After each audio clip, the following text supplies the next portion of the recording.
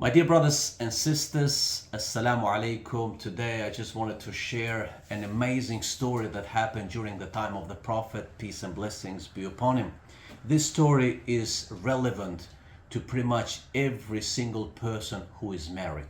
This lady came to the Prophet, peace and blessings be upon him, and she complained about her husband. And she said, "O Prophet of Allah, every time I pray, my husband tries to discipline me. And also every time I try to fast, my husband tries to stop me." But that's not all. She also complained to the Prophet ﷺ, and she said, "My husband doesn't wake up in the morning to pray Fajr prayer."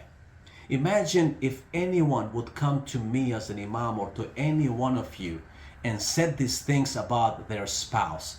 We would judge that person straight away. But Prophet, peace and blessings be upon him, he didn't judge him, but said to that lady to bring her husband to the Prophet ﷺ. And when the husband came, Prophet ﷺ wanted to investigate and to see what the actual story is. And he said to that man, "Is it true that every time your wife prays, you try to discipline her?" He said, "Yes, Ya Rasulullah." And here the story is about voluntary prayer, about nawafil, not about 5 mandatory prayers.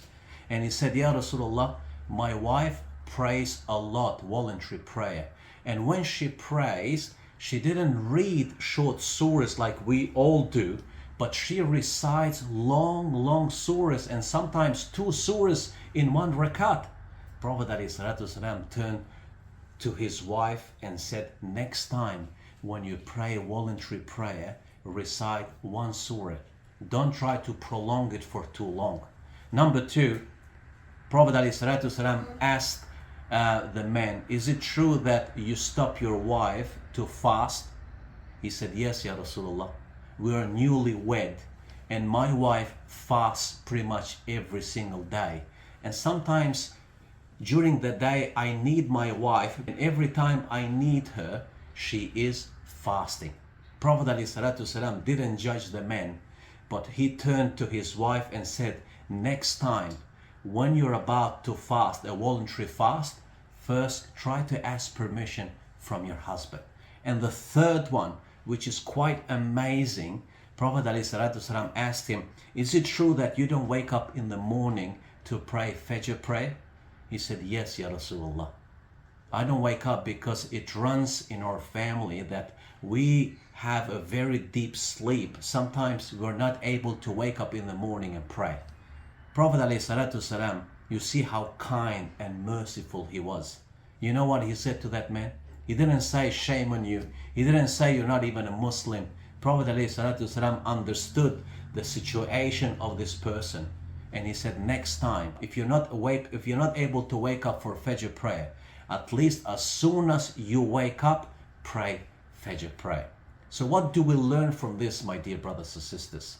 It is very important that every marriage, every spouse, if we go through difficulties in marriage, sometimes it's good to seek help from a third person who is not related to any of the spouses. Sometimes one advice from the third person actually can help a marriage a lot. Number 2, it is very important not to pass a judgment on anyone straight away.